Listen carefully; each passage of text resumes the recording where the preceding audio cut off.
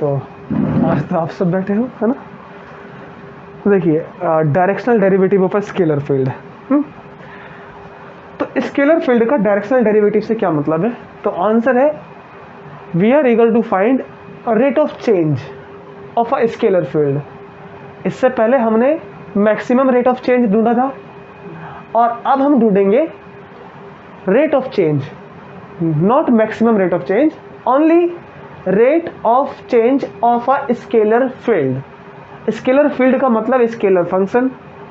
कोई भी टेम्परेचर में चेंज, किसी भी डेंसिटी में चेंज, क्योंकि डेंसिटी वेरी होती है ना जब हम ऊपर की तरफ जाते हैं, तो किसी भी ऐसी क्वांटिटी में जिसमें हम चेंज देखते हैं, ऑब्जर्व करते हैं, उसी में हमें रेट ऑफ चेंज निकालना है। और पहली बात कि रेट ऑफ चेंज वाली मैथमेटिक्स कौन सी है? तो आंसर है कैलकुलस है।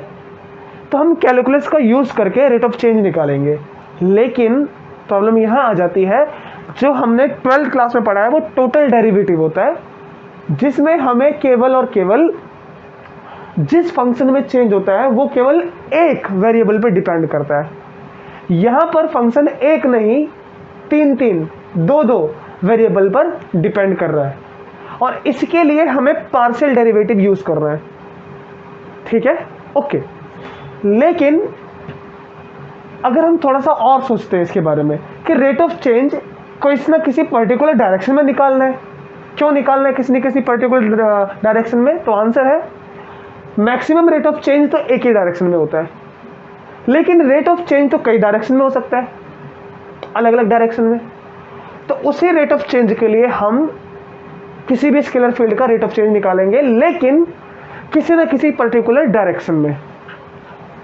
मान लेते हैं हमारे पास इसी तरह से कोई फील्ड है। कौन सी फील्ड? टेम्परेचर की। हमारा रूम एक पॉइंट से दूसरे पॉइंट पे गए, चेंज मिल गया। जो चेंज हमें मिला है वो कैसे मिला? तो आंसर है कुछ डिस्टेंस चलने पर, उस सरफेस के अलोंग चलने पर, सरफेस के परपेंडिकुलर जाने पर नहीं।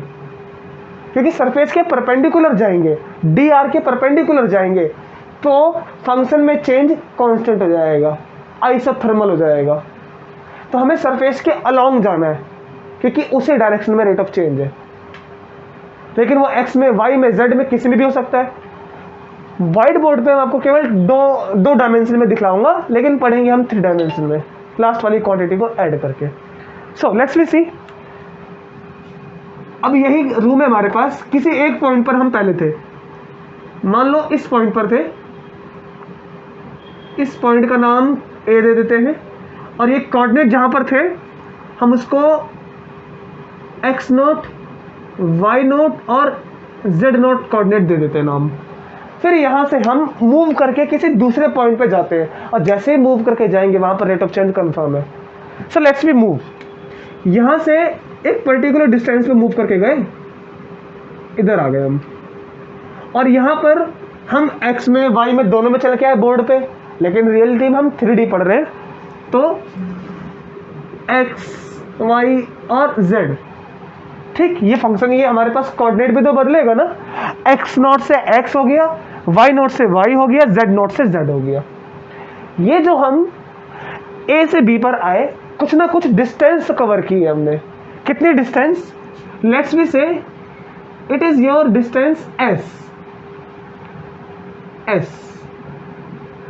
डिस्टेंस कवर किए यहां से यहां तक, और जिस डायरेक्शन में जा रहे हैं वो डिस्टेंस का जो हमने बनाया है उसका वेक्टर हमें बता सकता है। अगर हम एक यूनिट वेक्टर कंसीडर कर ले, ये s कैप यूनिट वेक्टर अगर कंसीडर कर ले, तो हमें ये बता सकता है कि देखिए इस डायरेक्शन में आप मूव करके गए हो। और डायरेक्शन हमने पहले बोला कि रेट ऑफ चेंज किस डायरेक्शन में निकालना है, यही हमें पढ़ना है। रेट ऑफ चेंज तो हर जगह है, यहां से वहां जाओगे रेट ऑफ चेंज, यहां से वहां जाओगे रेट ऑफ चेंज, यहां से यहां जाओगे रेट ऑफ चेंज, बट एक पर्टिकुलर डायरेक्शन तो चल लो। तो ये है डायरेक्शन दिखलाने के लिए। एस कोई एक वेक्टर है, ये वाला मान लेते हैं, तो एक्स वेक्टर कितना होगा? यू नो, इसका मैग्नीट्यूड इनटू में यूनिट वेक्टर, यू नो, अगर किसी नंबर में डायरेक्शन जोड़ दे तो एक फुल वेक्टर बन जाएगा। ये हमारी 12th की नॉलेज, ठीक है। अच्छा, नाउ लेट्स वी फाइंड कि यहां से यहां तक हमने डिस्टेंस कितनी कवर की है। हमें निकालना है क्या, rate of change in function with respect to distance s। हम कितनी डिस्टेंस कवर कर रहे हैं उस हिसाब से टेम्परेचर फंक्शन में चेंज आ रहा है। Let's we say that function is your f which is x y z। ये तीनों पे डिपेंड करता है, ये फंक्शन तीनों पे डिपेंड करता है, x पे भी, y पे भी, z पे भी। फंक्शन कौन है, टेम्परेचर। बेसिक एग्जांपल टेम्परेचर का लो, आसान रहेगा। तो टेम्परेचर इन तीनों पे डिपेंड कर रहा है कि अगर हम अपना कोऑर्डिनेट बदलेंगे तो टेम्परेचर बदल जाएगा। दिखता भी है कि कोऑर्डिनेट बदल गया तो ऑफ कोर्स फंक्शन भी बदल जाएगा। इस फंक्शन में कितना चेंज आया है in this direction, the change in function in this direction, ये हमें निकालना है। But with respect to this distance, क्योंकि जितनी हम डिस्टेंस बढ़ेंगे उतना ही कोऑर्डिनेट भी बदलेगा। तो इसलिए हमें क्या निकालना है, we have to find the rate of change in function with respect to distance. ये हमारा टास्क होगा। First we are standing on this point, then we move some distance s and we reach up at b and the coordinate change is x naught to x, y naught to y, z naught to z. This is your change in coordinate. अच्छा, सोचिए, इनको थोड़ा define करते हैं, ये चीज क्या है। तो इनको डिफाइन करने के लिए ना हम सबसे पहले इनकी डिस्टेंस की बात करते हैं। Let's we ask distance. देखो क्या हमने कितनी डिस्टेंस कवर की है, ऑब्वियस है ए बी वेक्टर कितना होगा, ये डिस्टेंस कितनी है, x minus x not I cap plus y minus Y not J cap z minus Z not K cap. ठीक है, ये डिस्टेंस है इसकी।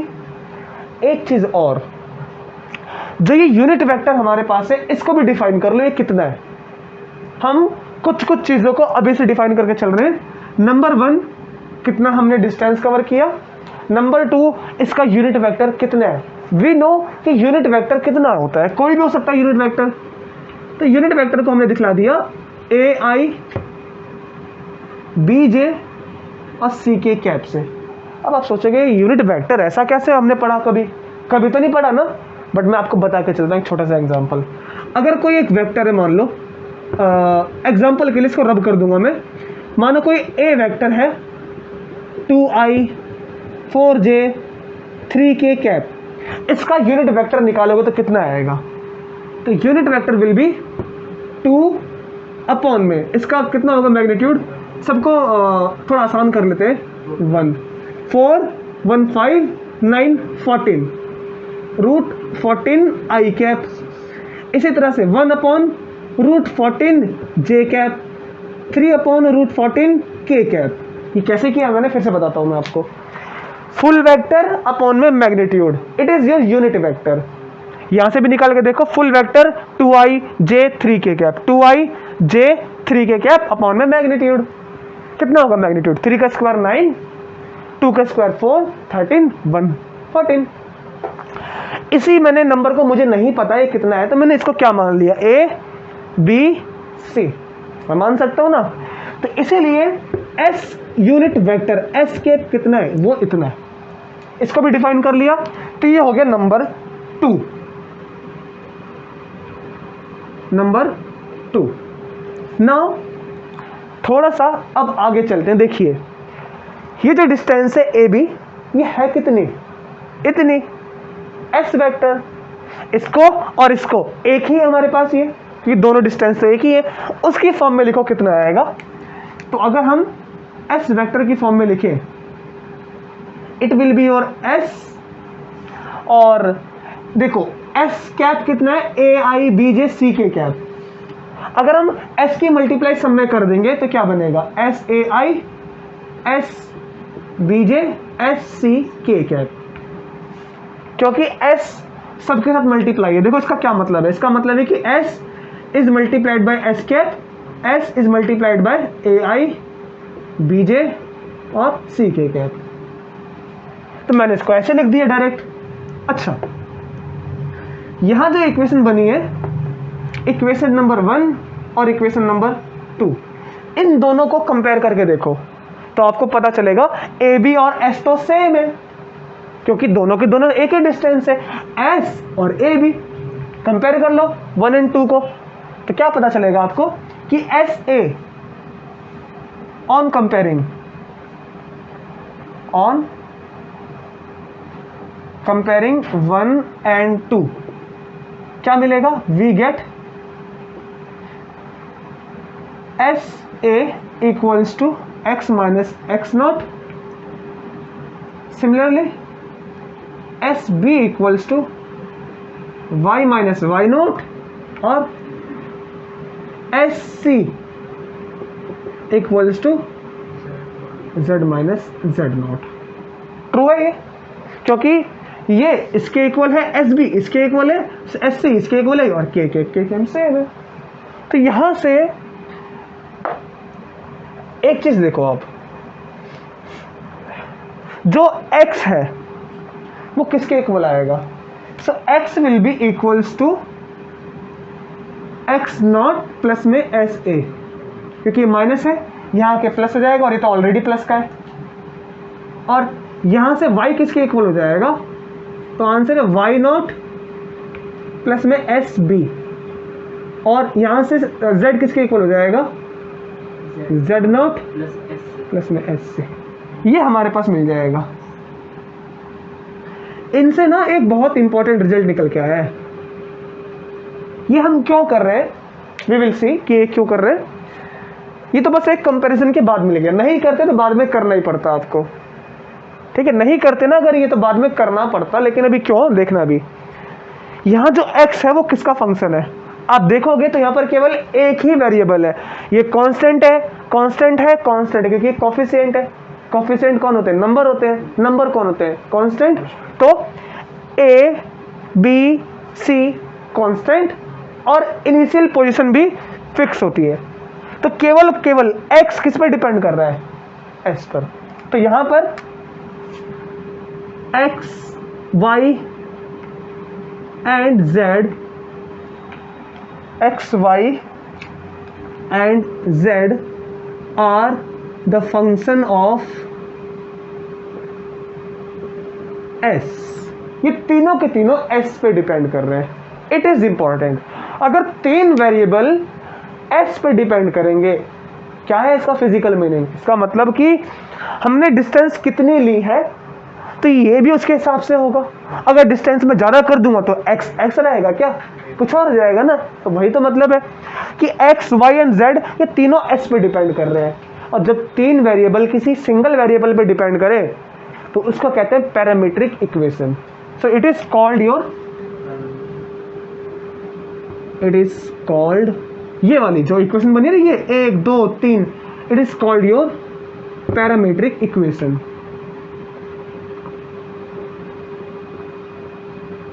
पैरामीट्रिक इक्वेशन, ये पैरामीट्रिक इक्वेशन है।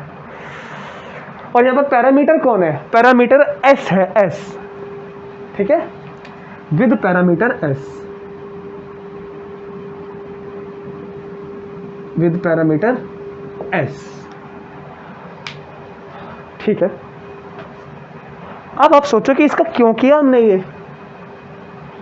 मैंने अभी आपसे कहा था अगर नहीं करते ये तो बाद में करना ही पड़ता, लेकिन फिर भी हमारा मेन टारगेट तो ये नहीं था। मेन टारगेट तो यहां छुपा हुआ है ना, ये rate of change in function with respect to this. सही है, जितना बदलेंगे फंक्शन में उतना चेंज आएगा। तो हमें तो ये फाइंड करना है ना। So let's we find this df by ds। इसको मैं हटा देता हूं। सो क्या होने वाला है यहां पर?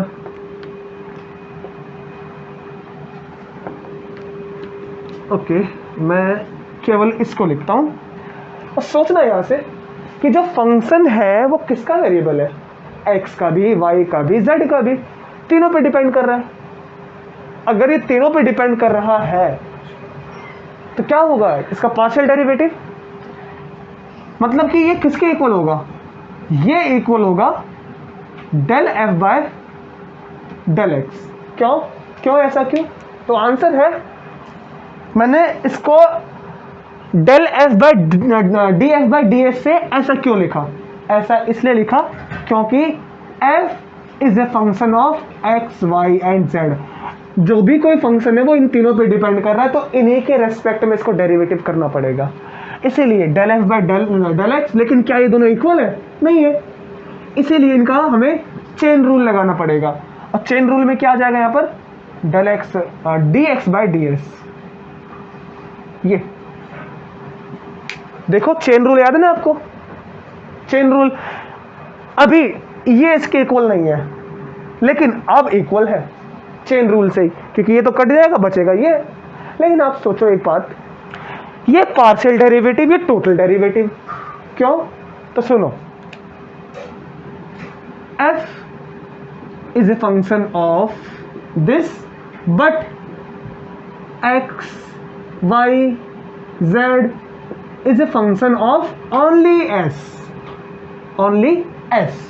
अगर एक वेरिएबल पे डिपेंड करता है तो क्या करते हैं, उसका टोटल डेरिवेटिव। लेकिन अगर 3 वेरिएबल पे डिपेंड करे तो क्या करते हैं, पार्शियल डेरिवेटिव। तो समझो ये पार्शियल क्यों है, ये टोटल क्यों है। ये पार्शियल इसलिए है, f तीनों पे डिपेंड कर रहा है, लेकिन x केवल और केवल एक ही वेरिएबल पे डिपेंड कर रहा है, इसीलिए हमने इसको टोटल डेरिवेटिव किया है। लेकिन अभी तो काम नहीं हुआ, क्योंकि अभी हमारे पास बचा हुआ है, क्या बचा है, so let's be C, plus del F by del y, तो d y by D s, plus del F by del z और d z by D S.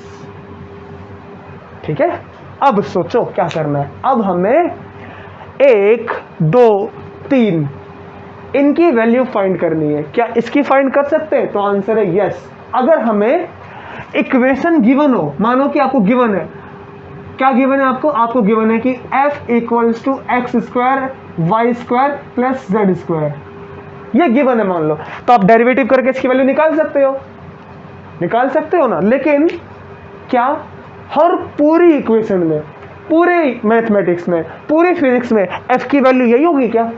नहीं ना, f की वैल्यू तो कुछ भी हो सकती है, कुछ भी हो सकती है, इसलिए मैंने f से डिनोट किया है, केवल और केवल f। ये इसीलिए समझो, इसकी वैल्यू आप इक्वेशन से निकाल सकते हो। इसकी वैल्यू कैसे? हाँ, इसकी वैल्यू, ये कौन है, इसी को पता करने के लिए मैंने ये किया था, जहां पर आप अब निकाल सकते हैं वैल्यू, क्योंकि x s पे डिपेंड करता है, y s पे डिपेंड करता है, z s पे डिपेंड करता है। तो यहां से मैं dx बाय ds निकाल सकता हूं। कैसे? s के रेस्पेक्ट में डेरिवेटिव करूंगा तो क्या मिलने वाला है मुझे, यहां से मिलेगा मुझे dx by ds equals to, और आफ्टर डिस्कस किया था मैंने, इनिशियल पोजीशन कांस्टेंट बच्चा ये वाला, इसको करेंगे तो s वेरिएबल है और a कांस्टेंट, तो वो आ जाएगा यहाँ पर, और dx बाय ds 1, तो ये आ गया।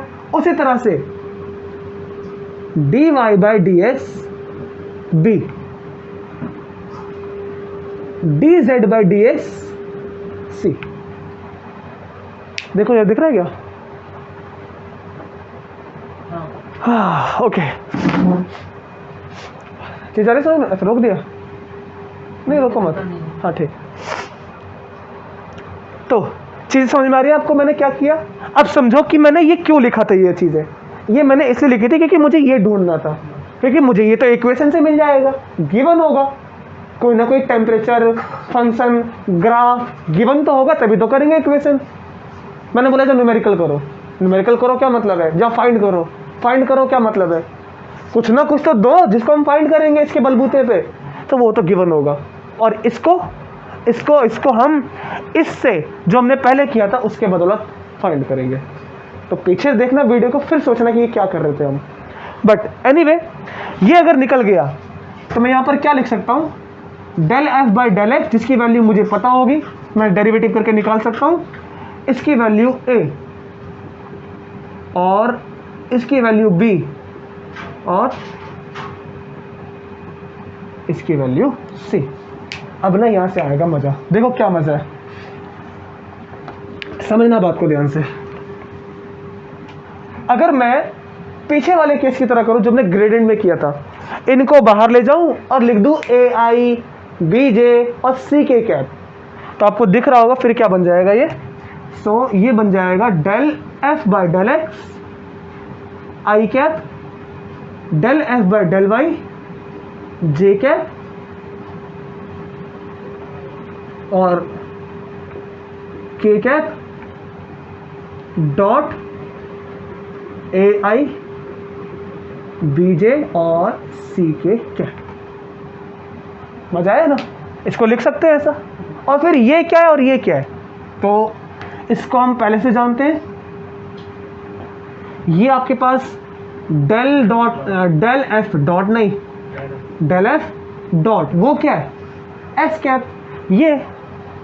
ये लो, ये क्या मिला आपको, यही तो है रेट ऑफ चेंज, यही तो है वो आपका डायरेक्शनल डेरिवेटिव जो पहले बात कर रहे थे हम।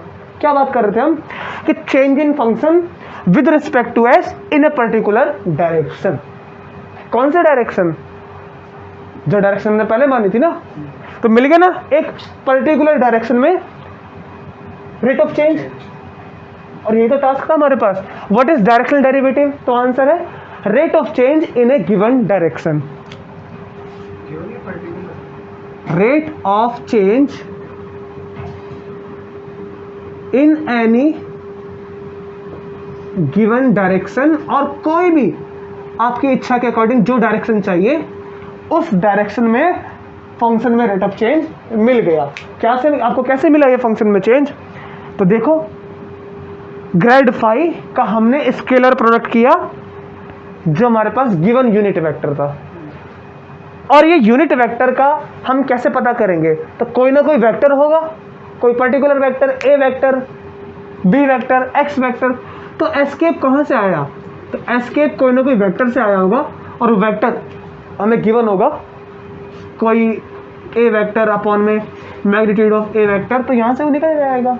एक न्यूमेरिकल देखोगे तो आपको मिलेगा फाइंड डायरेक्शनल डेरिवेटिव, एक फंक्शन होगा उसी का डायरेक्शनल डेरिवेटिव फाइंड करोगे, साथ में आपको और क्या गिवन होगा, और एक वेक्टर होगा, बोलेंगे find directional derivative of this function in A direction of this vector.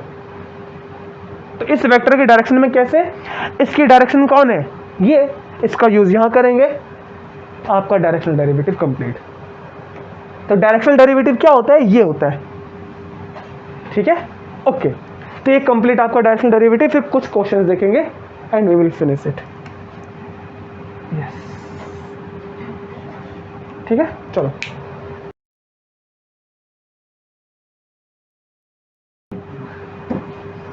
देखिए क्वेश्चन पे थोड़ा सा ध्यान देते हैं। क्वेश्चन आपके सामने है, determine the directional derivative of the scalar field. तो हमें डायरेक्शनल डेरिवेटिव निकालना है स्केलर फील्ड का, और स्केलर फील्ड क्या है हमारे पास, ये जैसे लास्ट टाइम हम फंक्शन की बात कर रहे थे ना, फंक्शन क्या है, मैं कह रहा था ना कि D F by D x, जिसका हमने पार्शियल डेरिवेटिव किया था, वो गिवन होगा जिसको आप फाइंड कर सकते हो, निकाल सकते हो वैल्यू। किसकी वैल्यू चाहिए थी आपको, d x by d s a b c, उससे मिलता है एक यूनिट वेक्टर, और यूनिट वेक्टर यहाँ डायरेक्टली गिवन है, एक वेक्टर गिवन है in the direction of this. पहले क्या क्या गिवन है लिख लेते हैं। सो गिवन है एक स्केलर फंक्शन, स्केलर फंक्शन जो कि किसका फंक्शन है, एक्स का भी वाई का भी जेड का भी इक्वल है इसके, ठीक। एक वेक्टर और है लेकिन एक पॉइंट भी है, पॉइंट्स किसके लिए पॉइंट्स है, आप इसका यूज देख लेना कैसे करना है।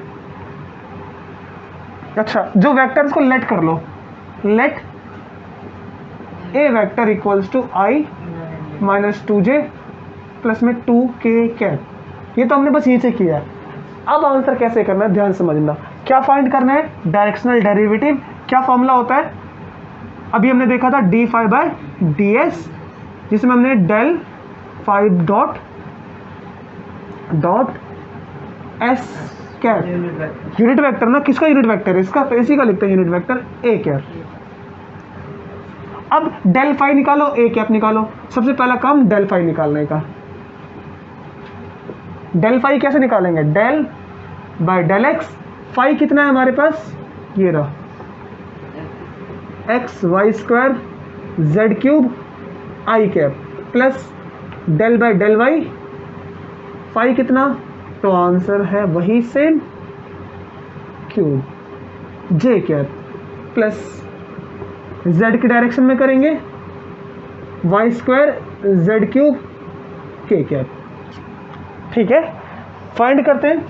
जब x के रेस्पेक्ट में डेरिवेटिव करेंगे तो बाकी ये दोनों कांस्टेंट और x का हो जाएगा 1, तो क्या बचेगा, Y square z cube i cap plus y के रेस्पेक्ट में करेंगे तो x और z क्यूब कांस्टेंट, x और z cube constant, y square का डेरिवेटिव 2y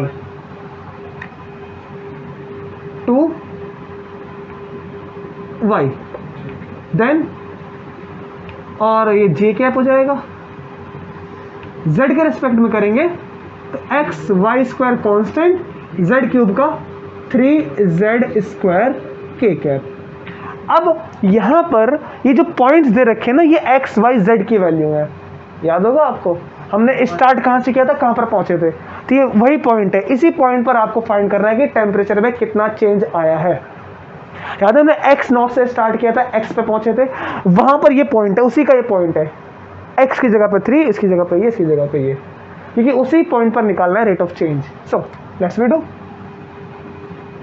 वाई स्क्वायर मतलब कि 1 का स्क्वायर, ठीक है, तो ये हो जाएगा 1 इंटू में -1, तो -1 की क्यूब माइनस का 1, ओवरऑल 1 इंटू -1 माइनस का 1 आई कैप, माइनस का आई कैप हो जाएगा ना, -1 प्लस, अब इसकी बात करते हैं, 2 इंटू 3 6 इंटू 1 6 -1, तो माइनस का 6 जे कैप प्लस में इसकी बात करते हैं, 3 इंटू 3 9 इंटू 1 9 -1 का स्क्वायर 1, तो 9 के कैप।